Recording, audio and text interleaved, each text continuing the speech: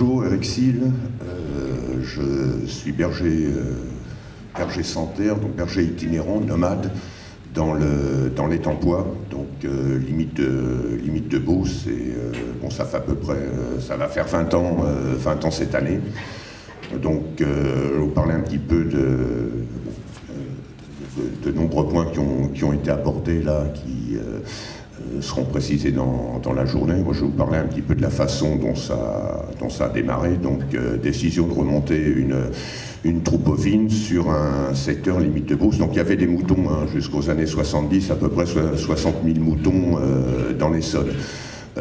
Moutons, ce qu'on appelle système bergerie, c'est-à-dire que les moutons ne sortaient qu'après la moisson sur les repousses de céréales et ils allaient jusqu'au premier semis de céréales d'hiver.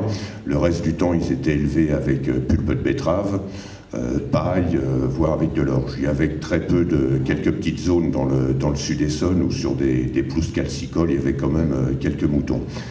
Donc, quand on décide de relancer les moutons il y a 20 ans dans le sud Essonne, par un système un petit peu différent de ce qui se faisait, c'est-à-dire qu'on voulait des moutons intégralement, plein air intégral.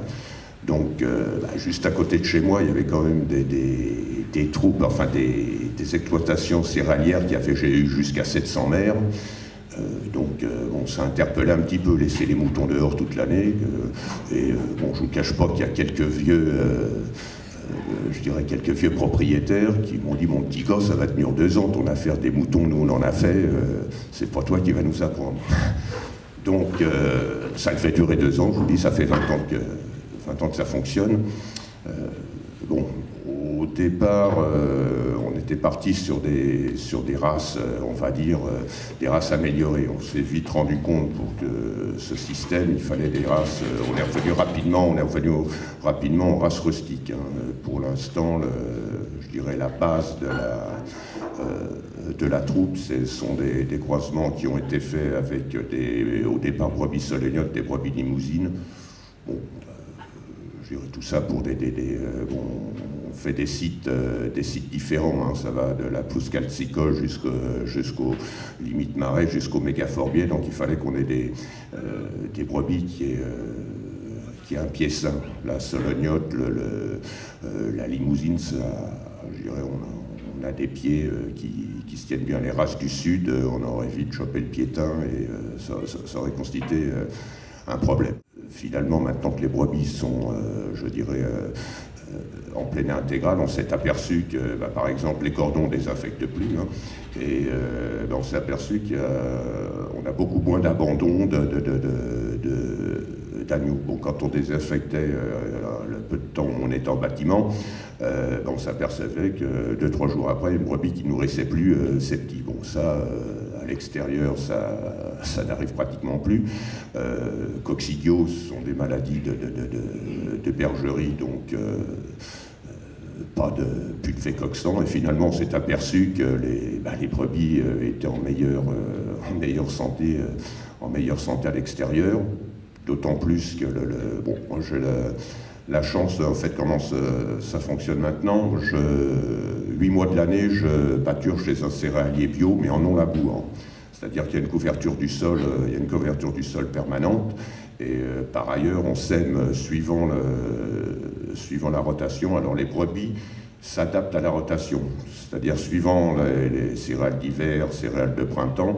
Pour les brebis préparent le terrain avant que l'agriculteur, le céréalier avec qui je travaille, ne sème. Bon, on fait aussi, je dirais, il ajuste aussi avec des intercultures, et les intercultures sont gérées à 2 et adaptées en fonction du stade physiologique où vont être les brebis. C'est-à-dire que, bon, par exemple, en période de lactation, on va s'arranger pour se trouver sur des parcelles où, par exemple, on aura fait des intercultures avec des radis fourragers. Bon, quand radis fourragers, radis chinois surtout, structurator, on s'est aperçu que les brebis produisaient beaucoup de lait avec le radis chinois. Donc c'est un travail en concertation avec le céréalier. C'est fait dans un système gagnant-gagnant.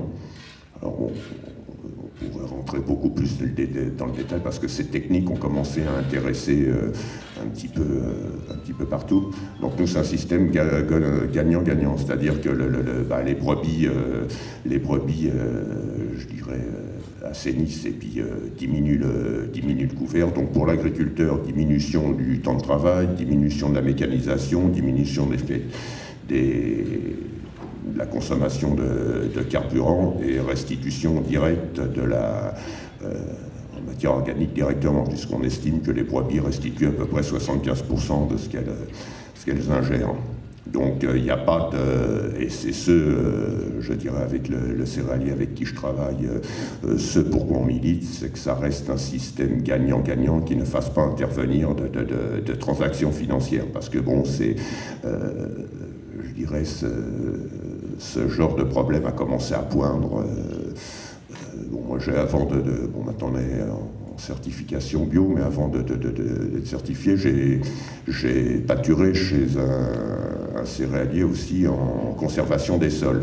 Donc les brebis passent, et puis ce qui reste, on envoyait un coup de glyphosate dessus. Ben, à la fin de la saison, on a dit, tiens, ben, je suis allé à une réunion dans le Loir-et-Cher, et on va parler de 23 centimes par tête et par jour. Bon, c'est, je dirais, voilà, c'est un aparté, mais enfin, nous, on milite pour que ça reste un système pour...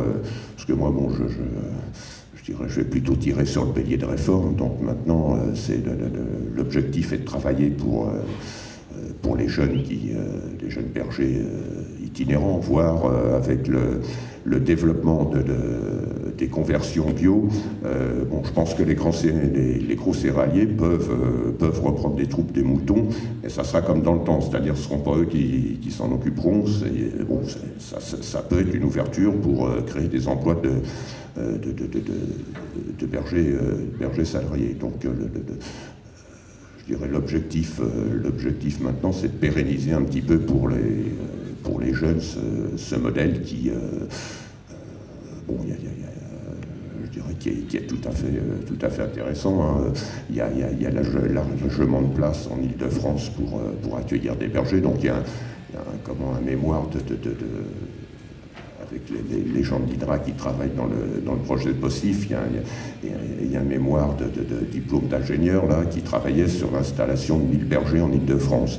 Bon, je dirais même si on en avait 100, ça serait déjà pas mal, mais il y a suffisamment de place à condition de border les choses. Parce que bon, pour tout dire, en étant limite de Beauce, je dirais les rapports avec le monde céréalier, je dirais, il y a quand même des garde-fous à assurer pour les jeunes bergers. Bon, 8 mois de l'année chez le céréalier, en pâturage de plaine, il reste 4 mois. Alors ces 4 mois, généralement, les dernières cultures qui sont faites en culture bio, c'est du sarrasin. Ça sème fin mai, voire première semaine de juin. Donc grosso modo, moi j'arrive en octobre, je repartirai début juin. Par contre, reste juin, juillet, août, septembre. Donc pendant 4 mois, donc comme il est indiqué par le précédent intervenant, pendant 4 mois je fais des prestations, alors convention et prestations. Convention avec le conseil départemental ou général de l'Essonne, sur des sites donc en convention et sur certains sites particuliers où il y a quand même un cahier des charges précis, notamment pour la valeur ou botanique ou entomologique des sites. Je dirais par exemple, pour certains sites, pour la reproduction des insectes, on ne commencera à pâturer qu'au mois d'août, avec des chargements et des temps de présence. Là, c'est de la prestation, c'est-à-dire que bon, c'est pour je dirais pour le berger, c'est la reconnaissance du travail de berger, parce qu'on a un petit peu tendance à dire le berger il gagne de l'argent en vendant des agneaux. Oui, d'accord, mais il y a aussi, quand on fait des prestations, il y a quand même un cahier des charges qui est assez strict. Donc là, c'est la cerise sur le gâteau. Bon, tout ça pour dire que pendant 4 mois, voilà, il faut avoir des pâturages sur des sites. Il n'y a plus rien à pâturer, en plaine. Donc il faut avoir soit du bocage, soit du sous-bois, et c'est là où interviennent, comme disaient dirais, les organismes constitués, ce que fait Fauché à l'ONF, ce que je fais avec le conseil départemental. Je pense qu'avec des organismes comme l'AEV, il doit y avoir des opportunités. Donc pour passer la saison et revenir, je dirais, bon, si les intercultures et la pluviométrie sont favorables, les intercultures semées tout de suite derrière les orges d'hiver, où on peut commencer à revenir sur les cultures, disons à partir du mois de septembre. Donc juin, juillet, août, septembre, où il faut trouver à pâturer, ailleurs. Donc voilà un petit peu ce que l'on fait. Bon, ça, je dirais, il a fallu développer. Bon, on n'a rien inventé. Hein. Moi, j'avais ça sur les bords de Loire. Je crois que s'en a inspiré d'autres. Hein. J'avais vu ça avec la famille Crèche, hein, qui sont des grands éleveurs de solognotes. Donc sur les bords de Loire, on a simplement essayé d'adapter un système nouveau dans une région où bon, c'était pas la culture, le mouton, c'était du mouton de bergerie, effectivement. On avait des beaux Îles-de-France. Bon, les Îles-de-France, si on les fait passer sur des pelouses calcicoles en plein mois d'août et tout, en 15 jours, elles ont perdu 10 kilos. Hein. Et en fait, on s'est vite orienté vers des races rustiques et qui supportaient plus ce que nous, on appelle un régime en accordéon. C'est-à-dire quand c'est gras, bon, elles profitent et tout. Par contre, quand c'est moins... quand il y a beaucoup moins de matière, il faut qu'elles se maintiennent en état sans perdre de trop. Et puis, bon, qu'ils soient les brebis, quand sur les pousses calcicoles au mois d'août, il faut qu'elles sachent se mettre debout pour manger les troènes, pour manger les lobépines, voilà. Donc c'est un petit peu maintenant, je pense que il y a un réel potentiel pour installer des jeunes bergers en itinérant. Bon, c'est une vie un petit peu nomade, hein, mais bon, il y a tout à fait le potentiel pour créer de l'emploi et pour redynamiser une filière ovine en Île-de-France. Juste une petite parenthèse à différencier de ce qu'on appelle l'éco-pâturage. Nous, on est éleveurs bergers et éleveurs de moutons, c'est-à-dire qu'on ne va pas les mettre 3 moutons dans une cour d'usine pour venir les visiter 15 jours plus tard. Hein. Non, ça s'inscrit dans une démarche de filière ovine, donc on va déplacer carrément ces 150-200 brebis, voire plus, pour... voilà, c'est de l'élevage ovin. Nous, en réflexion et tout, finalement, pour tenir sur l'année, on en est arrivé qu'il fallait compter 1 hectare par brebis pour tenir l'année. Donc c'est entre les céréaliers, entre le pâturage chez les céréaliers, plus les prestations, finalement, au bout du compte, on en vient... c'est sûr que si vous avez 3000 mètres carrés, et puis... non, je viendrai pas mettre... C'est pas... Bon, j'ai rien contre les gens qui font ce qu'on appelle l'éco-pâturage. Hein. Bon, écologique, pâturage écologique et tout, bon, pour nous, ça va de soi. Le pastoralisme, c'est obligatoirement écologique. C'est pas on n'est pas paysagiste, hein. On est éleveur de moutons et on travaille pour une relance de la filière ovine. Donc au niveau de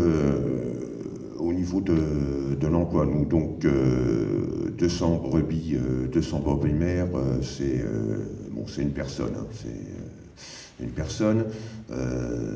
Le salaire, le niveau de vie, bon, je dirais avec les prestations et les prestations plus la vente des agneaux, voilà, on peut faire un SMIC.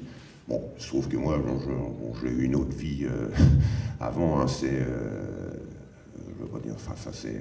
bon, au début on a lancé la troupe, hein, j'étais double actif, donc maintenant là on va créer, puisque moi je veux quand même lever le pied, me consacrer, je dirais, au développement de la filière, si je puis dire.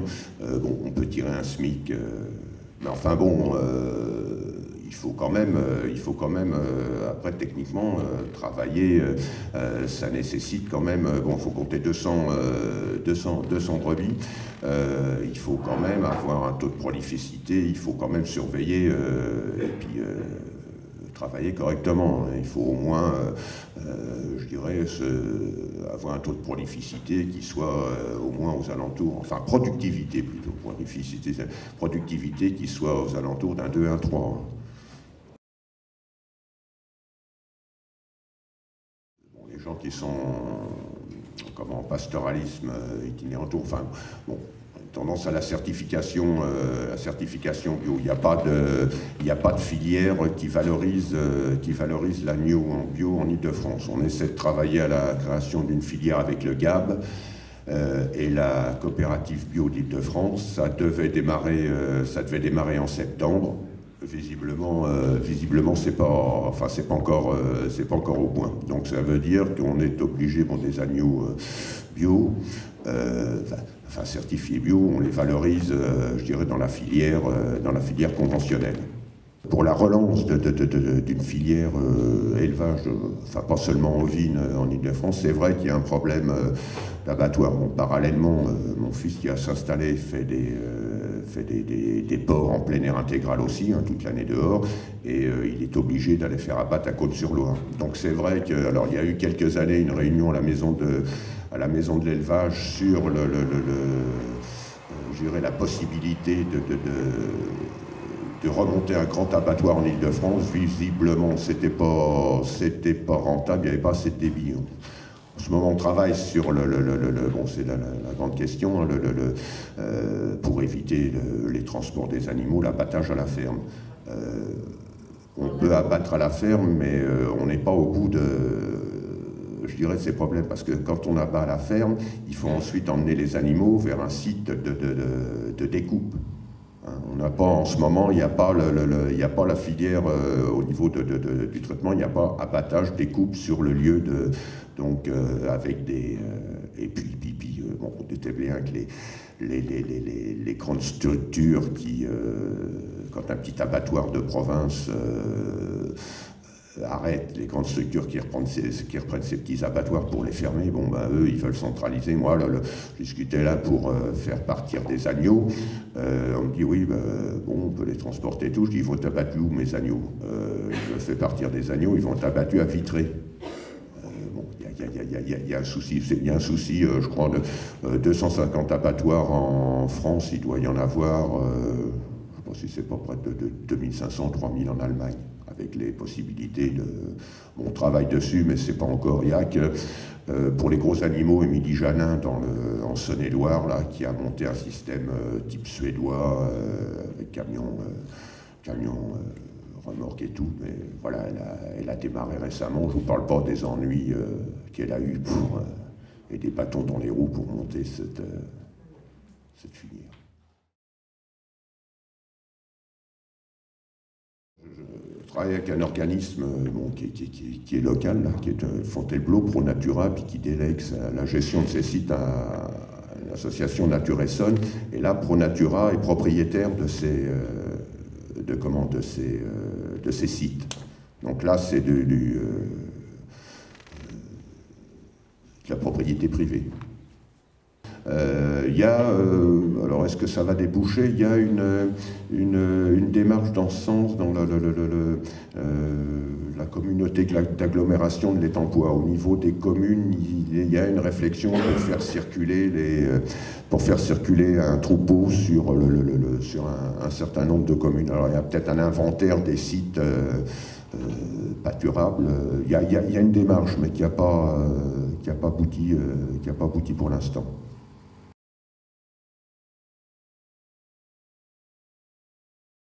C'est-à-dire, bon, là, vous mettez le point sur un sujet qui a fait, pour la filière ovine, l'objet de nombreuses discussions dans la future PAC 2023. finalement, qui va pas se conclure, suivant ce qu'on attendait. En fait, c'était de faire reconnaître le métier de berger et le rôle des troupeaux et le rôle des bergers au niveau du maintien de l'ouverture des milieux, du maintien de la biodiversité. Alors comme les surfaces qu'on exploite, en fait, on pâture, c'est pas nous qui les exploitons, les surfaces sont les céréaliers. Donc, étant donné que la PAC est une aide à la surface, non, on ne touche rien. Nous, ce qu'on va toucher, c'est, oui, il y a une prime à la brebis, c'est-à-dire on déclare le nombre de brebis, sachant que pour être éligible à la PAC, il faut plus de 50 brebis mères. Donc, grosso modo, on doit toucher, je crois, 22 € par brebis, compter 200 €, voilà, 4 000 €, ça fait pas un salaire à l'année. Non, ce volet concernant la reconnaissance de l'intérêt, on le voit notamment là, dans la lutte contre l'incendie en PACA et choses comme ça, n'a pas été retenu par la nouvelle PAC. Donc les aides, quand on pâture chez le céréalier, les aides à la surface, c'est le céréalier qui les touche. Alors sur les espaces naturels, bon, c'est différent. En fait, par exemple, prends avec ProNatura. ProNatura sont des sites Natura 2000, donc eux vont nous rémunérer, et ils vont être remboursés, ils vont se faire rembourser par l'Europe, par l'administration. Pour ce qui est le conseil départemental général de l'Essonne, c'est je dirais, le budget du service. Là, il n'y a pas d'intervention des pouvoirs publics au type genre PAC et Natura 2000. Bon, merci. Eh bien, bonne journée, je repars au brebis, je vous retrouverai peut-être dans la journée, et puis je laisse la place à des collègues beaucoup plus jeunes.